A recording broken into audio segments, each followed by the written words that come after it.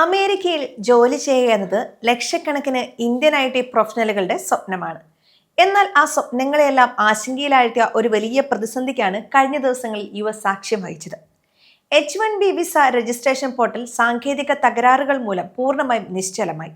ഇതേ തുടർന്ന് അപേക്ഷാ കാലാവധി നീട്ടാൻ US ഇമിഗ്രേഷൻ വകുപ്പ് നിർബന്ധിതരായിരിക്കുകയാണ്.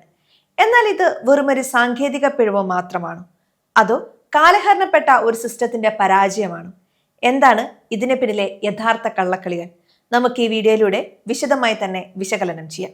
ഉപയോക്താക്കളുടെ അമിത തിരക്ക് അഥവാ ട്രാഫിക് ഓവർലോഡാണ് ഇതിന് കാരണമായി ആളുകൾക്ക് അപേക്ഷ സമർപ്പിക്കാൻ സാധിക്കില്ല എന്നാണ് USCIS പറയുന്നത്. ഓരോ വർഷവും അനുവദിക്കപ്പെട്ട 85,000 വിസകൾക്കായി അതിന്റെ 4 ഇരട്ടിയിലധികം അപേക്ഷകളാണ് ഒരേ സമയം ഈ പോർട്ടലിലേക്ക് പ്രവഹിക്കുന്നത്. അവസാന നിമിഷത്തെ ഈ തിരക്ക് താങ്ങാൻ അവരുടെ സെർവറുകൾക്ക് സാധിക്കാതെ പോയി. ഇനി നമുക്ക് ഈ വിഷയത്തിന്റെ ആഴങ്ങളിലേക്ക് ഇറങ്ങിച്ചെല്ലാം.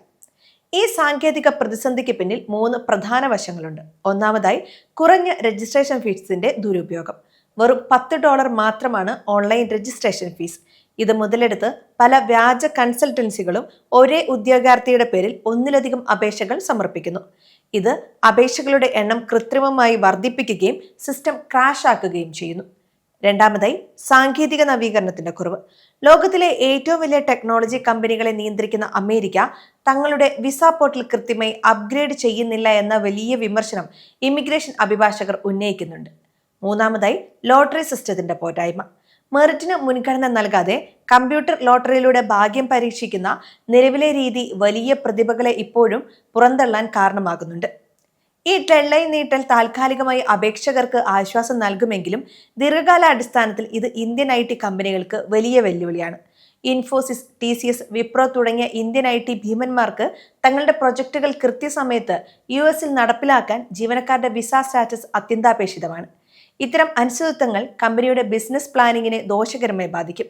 കൂടാതെ വിസ ലഭിക്കുമോ ഇല്ലയോ എന്ന ടെൻഷൻ ഉദ്യോഗാർത്ഥികളുടെ മാനസിക സമ്മർദ്ദം ഇരട്ടിയാക്കുകയും ചെയ്യും.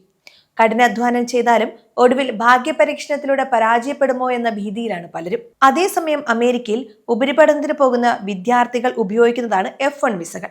ഇന്ത്യയിൽ നിന്നുള്ള അപേക്ഷകരുടെ എണ്ണം കുത്തിനെ കൂടിയതോടെ US എംബസിയുടെ വിസ സ്ലോട്ട് ബുക്കിംഗ് പോർട്ടൽ പലപ്പോഴും തകരാറിലാകാറുണ്ട്. വിദ്യാർത്ഥികൾക്ക് ഇന്റർവ്യൂ സ്ലോട്ടുകൾ ബുക്ക് ചെയ്യാൻ വെബ്സൈറ്റിൽ കയറുമ്പോൾ പേജ് ലോഡാകാതിരിക്കുക, ലോഗിൻ ബ്ലോക്ക് ആവുക, പണം അടച്ചതിന് ശേഷം സ്ലോട്ട് കാണിക്കാതിരിക്കുക തുടങ്ങിയ പ്രശ്നങ്ങളും പതിവാണ്. കോഴ്സ് തുടങ്ങുന്ന തീയതിക്ക് മുൻപ് വിസ കിട്ടേണ്ടതിനാൽ ഉദ്യോഗാർത്ഥികൾ വലിയ മാനസിക സമ്മർദ്ദമാണ് ഇതിലൂടെ നേരിടുന്നത്. അതുപോലെ അമേരിക്കയിൽ സ്ഥിരതാമസത്തിനുള്ള ഗ്രീൻ കാർഡിനായി കാത്തിരിക്കുന്ന ലക്ഷക്കണക്കിന് ഇന്ത്യൻ പ്രൊഫഷണലുകളുണ്ട്. ഇതിനായുള്ള ഡോക്യുമെന്റുകൾ സമർപ്പിക്കേണ്ട ഘട്ടങ്ങളിൽ US ഇമിഗ്രേഷൻ പോർട്ടലുകൾ പണിമുടക്കാറുണ്ട്.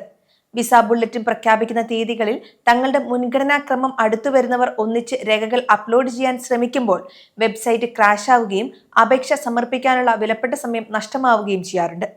അമേരിക്കയിലേക്ക് ബിസിനസ് ആവശ്യങ്ങൾക്കോ സന്ദർശനത്തിനോ പോകുന്നവർക്കുള്ള B1, B2 വിസകളുടെ അപ്പോയിന്റ്മെന്റ് എടുക്കുന്ന കാര്യത്തിലും വലിയ ബുദ്ധിമുട്ടുകളുണ്ട്. നിലവിൽ ഇന്ത്യയിൽ ഇതിന്റെ വെയിറ്റിംഗ് പീരീഡ് വളരെ കൂടുതലാണ്. ഇതിനിടയിൽ വെബ്സൈറ്റിൽ വരുന്ന ചെറിയ സാങ്കേതിക പിഴവുകൾ പോലും അപേക്ഷകർക്ക് മാസങ്ങളുടെ കാത്തിരിപ്പിലേക്ക് വഴിമാറുന്നു.